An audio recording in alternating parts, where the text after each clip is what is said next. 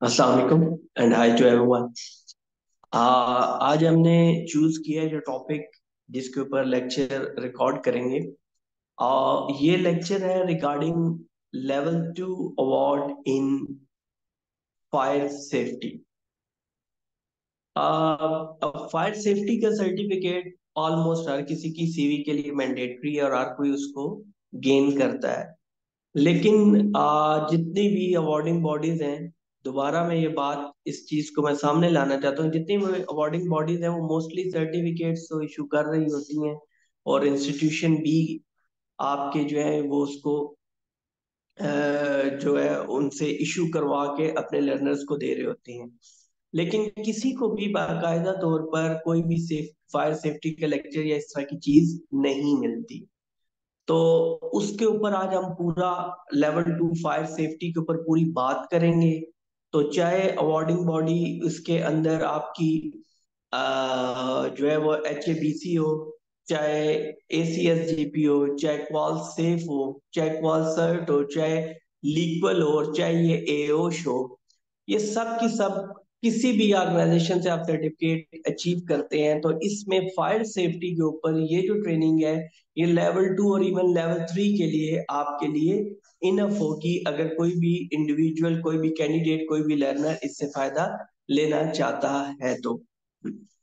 हम इसको start play करते हैं। मजीद कोई डिस्कशन किए बगैर हम अपने टॉपिक की तरफ आते हैं, जो कि आज हमारा टॉपिक है फायर सेफ्टी लेवल 2 अवार्ड। और इवन इसके अंदर जो चीजें जो लेक्चर में डिलीवर करूंगा, इसके अंदर क्या होगा कि इस लेक्चर के अंदर आपको तमाम तर इंफॉर्मेशन मिलेगी कि still it's enough for level 3 award 2। तो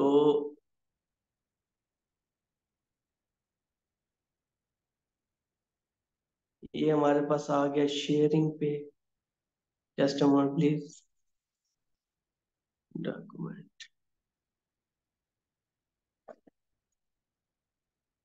स्टार्ट वीडियो। अच्छा जी, अब ये हमारे पास level 2 award in fire safety है। जो स्लाइड्स हम यूज कर रहे हैं वो एओश की हैं। बेसिकली ये स्लाइड्स कॉल सेफ भी इस्तेमाल कर रहा है, कॉल सर्ट भी कर रहा है, और ओरिजिन जो है इन स्लाइड्स का वो कॉल सेफ का है। एनी हो, वो इधर कोई रेलेवेंट चीज नहीं है। हम टॉपिक की तरफ मूव करते हैं। Level 2 award in fire safety. अब सबसे पहले हम इसके अंदर ये चीज देखेंगे कि आपकी इसको मैनेज करने या ना करने के नतीजे में क्या फायदे हैं और क्या नुकसानात हैं। सबसे पहले जो चीज यहाँ पर बतलाई जा रही है वो है the cost of fire to industry. याद रखिएगा कि मैं जिस तरह से पहले बताता चला आ रहा हूं कि ये वो आपके पास स्टैट्स आते हैं विद रिस्पेक्ट टू एक्सीडेंट्स जो रिपोर्ट हो जाते हैं, और इसका एक बहुत बड़ा नंबर है जो रिपोर्ट ही नहीं होता।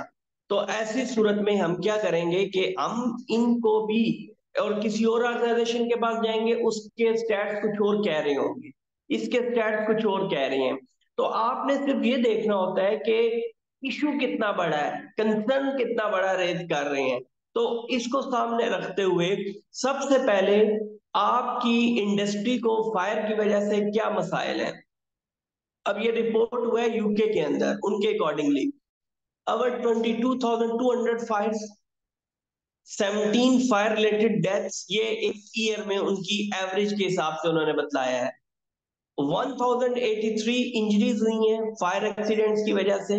50% सीरियस फायर्स आर ऑर्सन्स, जो ये आग वगैरह लगी है इनकी। और एवरेज कॉस्ट ऑफ 21,000 प्लस। और इसकी वजह से इंडस्ट्री को जो लॉस हुआ है वो 21,000 किसका हुआ है, 21,000 पाउंड का हुआ है, जिसके नतीजे में उनको ऑर्गेनाइजेशन जो इसको मैंने जिनके साथ ये एक्सीडेंट हुआ है उनको ये कॉस्ट जो है वो पे करना पड़ी है। तो इसमें अगर हम इसको देखें तो ये एक बहुत बड़ी वजह है। ठीक है, ये आपकी एक बहुत बड़ी वजह है।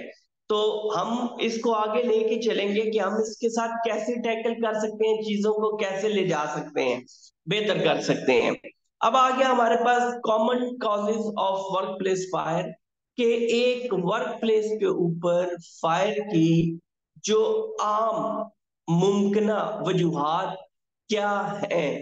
तो सबसे पहले नंबर पे आता है electrical equipment and wiring faulty, poorly maintained or misuse.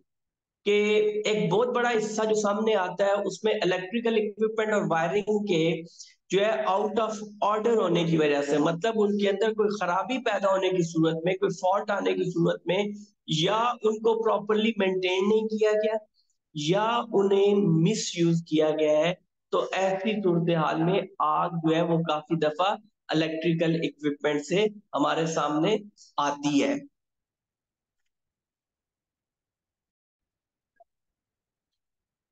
Secondly इसके अंदर पोर्टेबल हीटर्स हैं।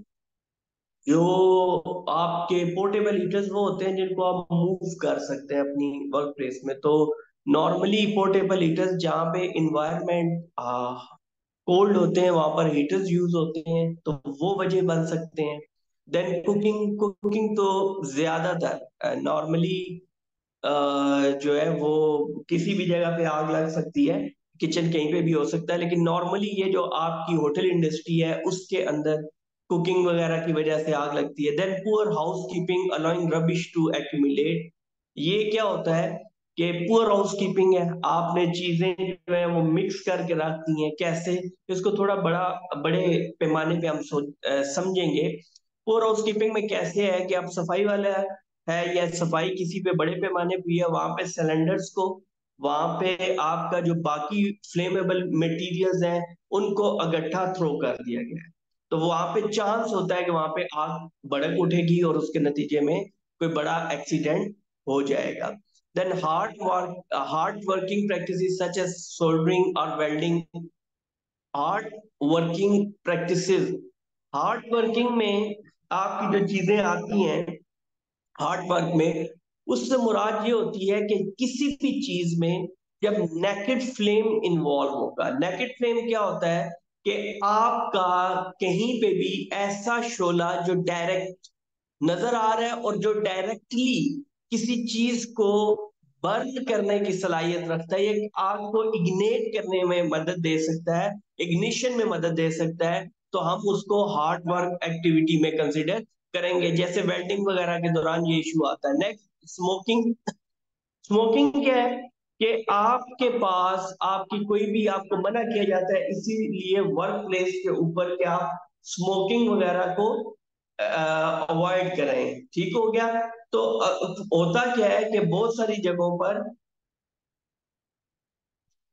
सॉरी, बहुत सारी जगहों पे आपके स्मोक डिटेक्टर लगे हुए होते हैं। वर्कर क्या करता है, वर्कर उनकी बैटरी या सेल को कुछ देर के लिए रिमूव करके वहां पे स्मोकिंग स्टार्ट कर देता है, और उसके बाद वो जो उसका स्मोक का पार्ट्स होता है या वेस्ट होता है वो कई दफा ऐसी जगह पे फेंक देता है जहां से आग भड़क उठती है।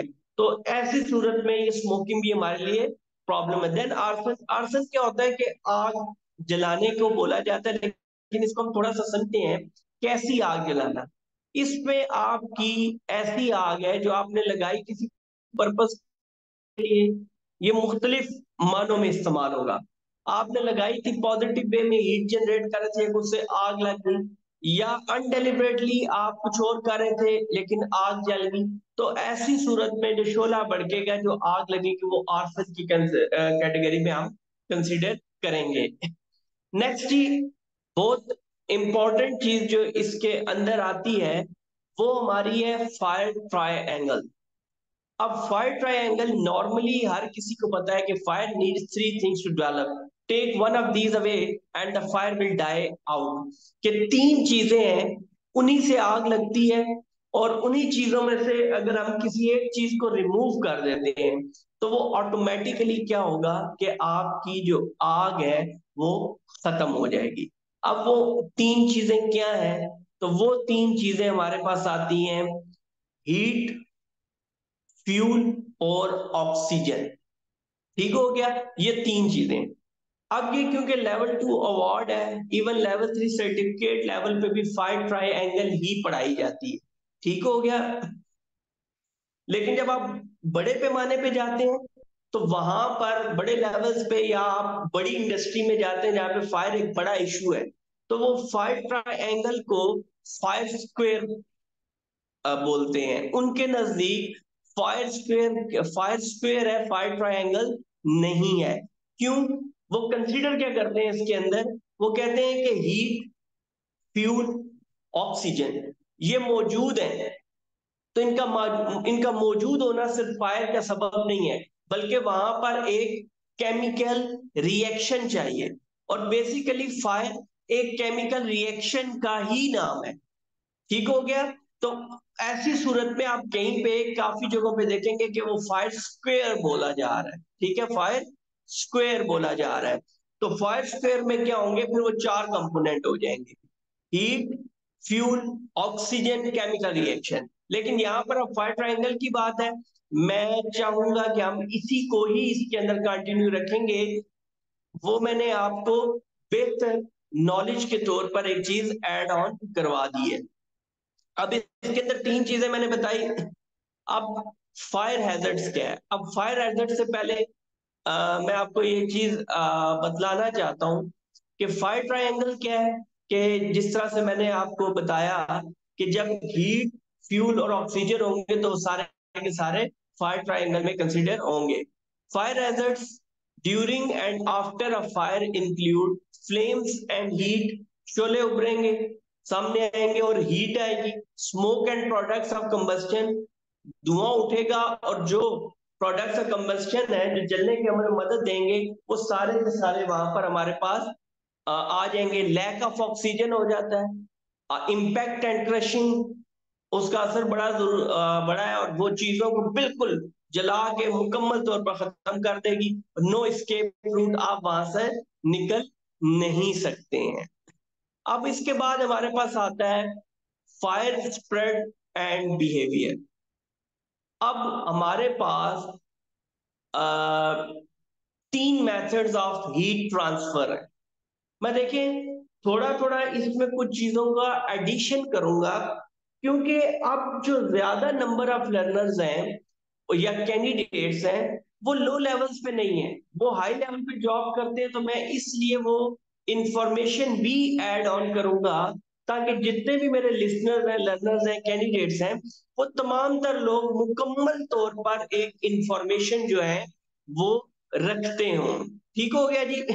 अब यहाँ पे लिखा है three methods of heat transfer: conduction, convection, radiation. जब हम हीट ट्रांसफर की बात करते हैं कि हीट ट्रांसफर कैसे हो सकती है, तो वो ये हमारे पास तीन मेथड्स हैं। लेकिन जब हम बात करते हैं कि फायर ट्रांसफर कैसे होगी, आग कैसे फैल सकती है, तो देन ये चार मेथड्स हो जाते हैं। ठीक हो गया। अब पहले तो हम ये देखते हैं three method of heat transfer में कंडक्शन कैसे। ये आप देख सकते हैं इसके अंदर पहले नंबर पे कि कोई भी चीज वो हीट ऑन हुई है और उसने दूसरी चीजों को हीट अप किया और आग भड़क उठी है। कन्वेक्शन में क्या है कि हॉट गैसेस प्रोड्यूस हुई हैं एयर के अंदर और जिनकी वजह से आग हवा की मदद से फैल गई है। देन रेडिएशन, जब शुआओं की शक्ल में हीट ट्रांसफर होती है और आग लगती है।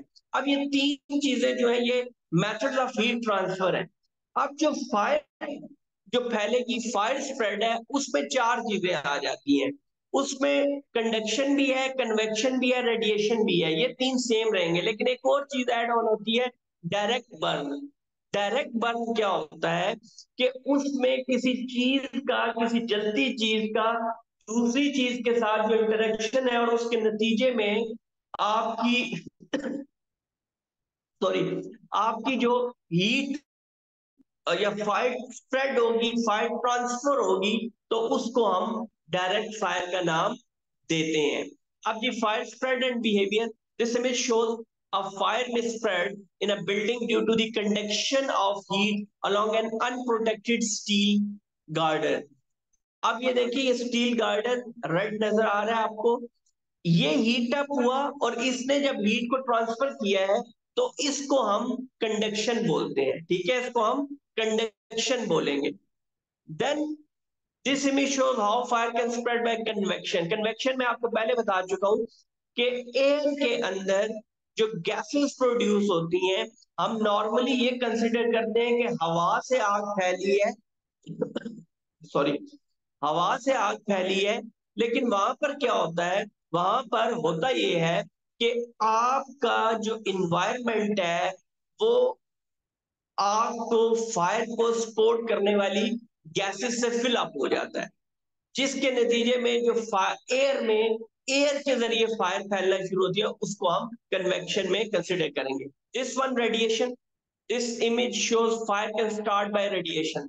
अब ये देखिए, कोई कपड़े हैं, कोई ऐसा, कोई भी ऐसा मटेरियल है जो आसानी से जल सकता है, तो उसके ऊपर इवन रेडिएशन की शक्ल में भी, रेडिएशन मुस्तकिल तौर पर शुआएं उसके ऊपर पड़ती रहेंगी, तो उसके नतीजे में होगा क्या कि वहां पर आग स्टार्ट हो जाएगी, रेडिएशन की वजह से फायर स्टार्ट हो जाएगी। नेक्स्ट, अब ये हमारे पास दो मुख्तलिफ चीजें हैं, बैकड्राफ्ट एंड फ्लैश ओवर। बैकड्राफ्ट क्या है? A backdraft is caused when air rushes into a room and reignites an oxygen deprived fire. अब ये क्या होता है, बैकड्राफ्ट किसे बोलते हैं? कि एक ऐसी जगह, जिस जगह पे आप बोल सकते हैं कि आपकी आग नहीं थी या आपकी आग बंद हुई थी, लेकिन वहां पर उस रूम में किसी भी तरह से एयर दाखिल होगी। तो एयर दाखिल होगी तो अंडरस्टूड है ऑक्सीजन दाखिल होगी, और ऑक्सीजन जो है वो पार्ट है किसका? फायर ट्रायंगल का। तो उसके नतीजे में वहां पर आग लग जाएगी, तो इसको बैक ड्राफ्ट बोलते हैं। That flash over, this is a temperature driven event that changes a fire in a room into a room on fire। ठीक है जी, ये वो टेम्परेचर होता है कि जिसकी वजह से आग जो होती है वो किसी पॉजिटिव, फॉर एग्जांपल किसी पॉजिटिव पर्पस के लिए, हीटिंग के लिए, किसी पॉजिटिव पर्पस के लिए, होता क्या है कि फ्लैश ओवर अगर हो जाएगा तो ऐसी सूरत में टेम्परेचर उस हद तक चला जाएगा जो पूरे कमरे को आग की लपेट में ले लेगा। तो बैकड्राफ्ट और फ्लैश ओवर को आपने भी यहाँ पे समझना है। देन दी फायर कंट्रोल मेथड्स। अब फायर कंट्रोल मेथड्स में हम जाएं तो हमारे पास दो ग्रुप्स हैं, ठीक है, प्रिकॉशंस के पॉइंट। एक तो ये है कि हम फायर प्रिवेंशन करें, और एक है कि फायर प्रोटेक्शन। फायर प्रिवेंशन क्या है? In most cases fire prevention involves simple measures that can be undertaken using the knowledge of how fires develop. तो जिस तरह से आग जल सकती है, तो हम कोशिश करें कि वो इन्वायरमेंट्स ना पैदा होने दें, वो कंडीशंस ना पैदा होने दें जिसके नतीजे में आग सलग सकती है, आग लग सकती है किसी भी जगह पे। Then fire protection, saving lives and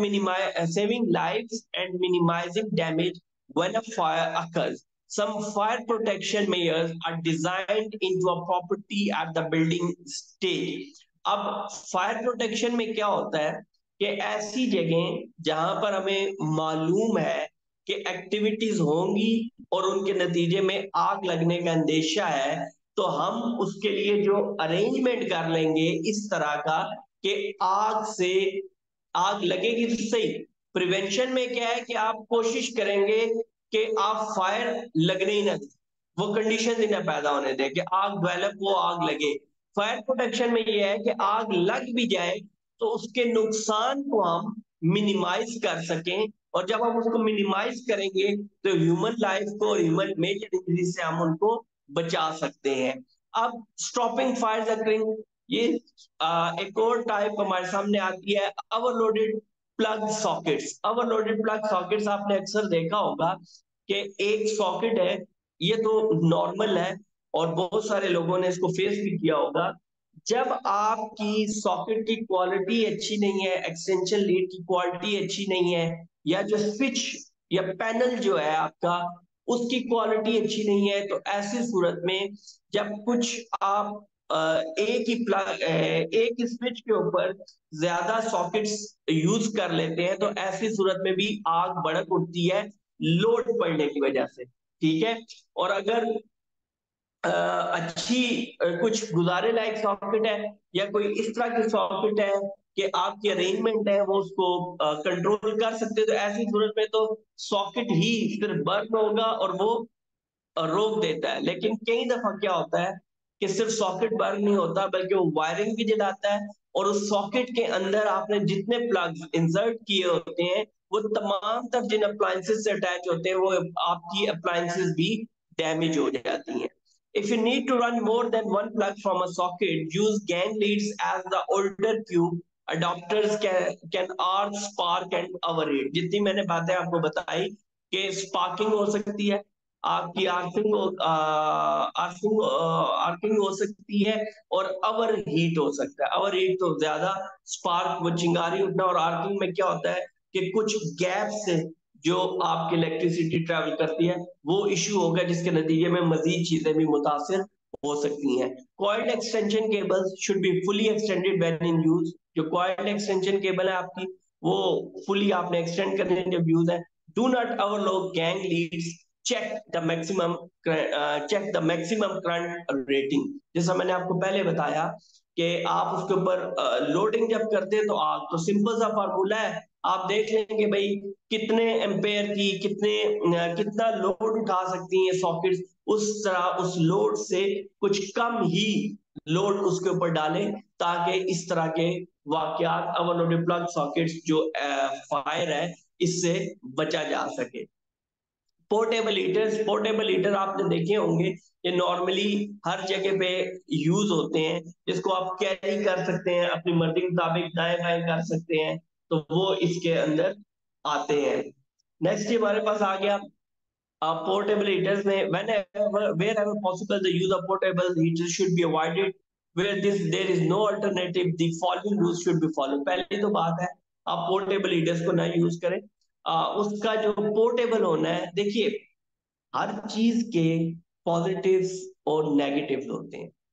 अब जिस तरह एक पोर्टेबल हीटर है, ये आपका आसानी तो है, आप उसको कैरी करके आगे पीछे, मतलब कैरी तो मैं नहीं कहूंगा, मतलब मूव करवा के आप उसको यूज कर सकते हैं, सेट कर सकते हैं अपने अकॉर्डिंगली। लेकिन इसकी यही पोर्टेबिलिटी की जो फीचर है, ये इसका इनहेरिट है, मतलब इसके साथ पैदाइशी तौर पर एक हैजर्ड भी है। क्यों? क्योंकि आप एक से ज्यादा लोग एक रूम में मौजूद हैं। मैं एक एग्जांपल देता हूँ, एक ने रखा किसी और जगह पे पड़ा हुआ था, दूसरे ने ध्यान नहीं किया, उसने मूव कर, तो जो बाकी लोग हैं उन्होंने उसको नहीं कंसिडर किया, या मूव करके ऐसी चीजों के पास चले गए जहाँ पे रेडिएशन हुई और आग भड़क उठी, या कोई इंडिविजुअल उससे लड़खड़ा के ट्रिप फ्लिप स्लिप किसी भी तरह से उसका इंटरेक्शन हो गया। और इसका क्योंकि अब ये नॉर्मली अब पोर्टेबल है तो नॉर्मली यूज किया जाता है कि आप इसको करीब रखें ज्यादा, तो उसके नतीजे में इसके साथ बहुत सारे ऐसे इंटरेक्शन हो सकते हैं जिसके नतीजे में आग लग सकती है। Do not put anything on top of a heater, don't put it where it can be knocked over, make sure there are no sources of fuel anywhere near the heater. कैसे? कि मैंने जिस तरह बताया, क्यों इससे इससे जो फायर होती है वो ज्यादातर रेडिएशन के नतीजे में होती है, बार बार किसी ऐसे कंबस्टेबल मटेरियल के ऊपर पड़ती रहती है वो इसकी फायर की हीट और रेडिएशन, जिसकी वजह से वहां पर आग इग्नेट हो सकती है। Then arson, arson is the biggest cause of business fire। How can you reduce the risk of arson? Security, stop them gaining access।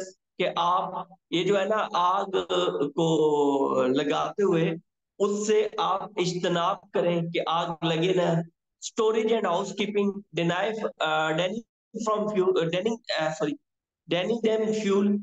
अब उसमें क्या है कि आपका स्टोरेज एंड हाउस कीपिंग है, उसमें आप अवॉइड करें कि अनडेलिबरेटली जो आग है वो मत जले सिलेंडर्स और इस तरह की चीजों से, गैस बॉटल्स वगैरह की वजह से जो होती है। Secure meshes our vents and reduce gap of letter boxes to prevent arsonist introducing fire। अब वो कह रहा है कि लेटर बॉक्स के जो गैप्स हैं उनको कम कर दें। मैशेस और वेंट, ये जो आपके वेंट्स हैं, ओपनिंग्स होती हैं, आप उनको कवर अप करके रखें ताकि किसी भी तरह की ऐसी जगह जहां पर ऑलरेडी हाई लेवल पे हीट फ्यूल मौजूद है, तो आप कोशिश करें फिर वहां पे ऑक्सीजन ना पहुंच सके, अदरवाइज बहुत बड़े पैमाने पर आग लगेगी। Don't store combustible materials near to building, doors, windows are close to perimeters fences. Place skips and outdoor waste bins at least 5 meters away from building and secure bins with a padlock and chain. अब ये इसी वजह से बता रहे हैं कि आपकी बहुत सारी चीजें क्या डेलिब्रेट नहीं होती, अनडेलिबरेटली है, लेकिन उनका जो आपस में इकट्ठे होके एक एटमॉस्फेयर, एक एनवायरनमेंट क्रिएट हो जाता है, उसकी वजह से आग बहुत ज्यादा लगती है। तो उसी को आग, वही जो फायर है, उन्हीं को आर्सन के खाते में फिर डाला जाता है। Fire protection active control measures क्या है हमारे पास? फायर अलार्म सिस्टम है हमारे पास, ठीक हो गया, और स्मोक हीट डिटेक्टर है। फायर अलार्म सिस्टम तो नॉर्मली समझ आ गया। स्मोक और हीट डिटेक्टर में क्या होता है कि कुछ ऐसे डिटेक्टर होते हैं जो जैसे ही स्मोक जाकर उनसे टकराता है, उनके सेंसर सेंस कर लेते हैं कि ये यहाँ पे स्मोक है तो कोई फायर है। और हीट डिटेक्टर वो होते हैं जो डिटेक्ट कर लेते हैं कि हीट उनके सेंसर तक पहुंचती है, तो वो वहां पे अलार्म करते हैं। इमरजेंसी लाइटिंग ऑन हो जाए, स्प्रिंकलर सिस्टम होते हैं जो पानी के छिड़काव करते हैं किसी भी आग के ऊपर, जैसे उनके सेंसर पे हीट या स्मोक पहुंचती है तो वो वहां पे पानी का स्प्रे स्टार्ट कर देते हैं ताकि आग ना फैले। Fire extinguishers, blankets and hose, reels. Fire extinguisher ये आग बुझाने के आलाजात हैं जो मोस्टली पोर्टेबल होते हैं। ब्लैंकेट्स हैं, वो आप ओपन कर देंगे, फायर स्टॉप हो जाएगी। और होज रील आप अक्सर देखते हैं बड़ी बड़ी बिल्डिंग्स के अंदर भी, इवन और बड़ी जगहों पे भी होज रील होती है जो कनेक्टेड होती है पीछे एक बहुत बड़े वाटर टैंक के साथ, जिसकी मदद से हम वहां पे आग बुझाने का काम ले सकते हैं। देन फायर प्रोटेक्शन में, फायर प्रोटेक्शन में आता है पैसिव कंट्रोल में, ये compartmentation, fire resistance walls, ceilings, doors etcetera to restrict the spread of fire. ये कंपार्टमेंटेशन ये होता है कि आप उसी बिल्डिंग के अंदर जब कंस्ट्रक्शन कर रहे होते हैं तो आप रेजिस्टेंस वाला मटेरियल, वॉल, सीलिंग्स करते हैं जो आग के फैलाव में मदद नहीं देते बल्कि उसको रोकते हैं। Fire exits, escape routes and refuges. और साइनेज है हमारे पास। पहले मैं यहाँ पर एक चीज और ऐड करता चलूं आपको। पहले हमारे पास जो साइंस हुआ करते थे, उसमें हमारे पास सिर्फ 4 टाइप्स हुआ करती थी, जिनमें हमारे पास सबसे पहले जो होता था वो आता था प्रोहिबिशन साइन, ममानत का, किसी चीज से रोकने के लिए।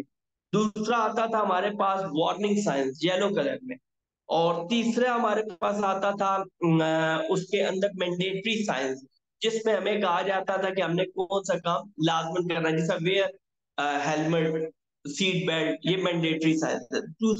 फोर्थ वन था सेफ सिस्टम, जैसे फायर एग्जिट होते थे, नॉर्मल एग्जिट होते थे, तो ये सेफ सिस्टम के साइंस थे, ठीक हो गया। ये 4 साइंस की कैटेगरी मौजूद थी। लेकिन फायर का इशू इतना बड़ा है कि बाद में इसमें फायर को ऐड कर दिया गया और अब फायर के भी साइंस हैं, ठीक है। तो फायर के भी सेफ्टी साइंस अब आ चुके हैं। अब ये हमारे पास आता है फायर सेफ्टी प्रोसीजर्स।